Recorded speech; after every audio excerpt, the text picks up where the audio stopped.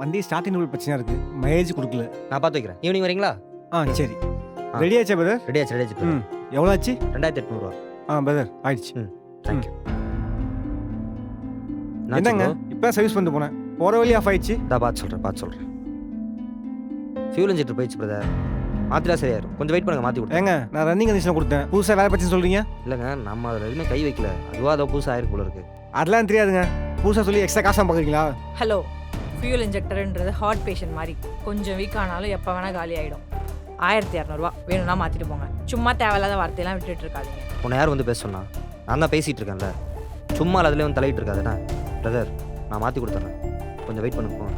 அந்த காசை உன் சம்பளத்தில் தான் பிடிப்பேன். எவ்வளோ ஆச்சு? அதெல்லாம் ஒன்றும் தேவை. 1200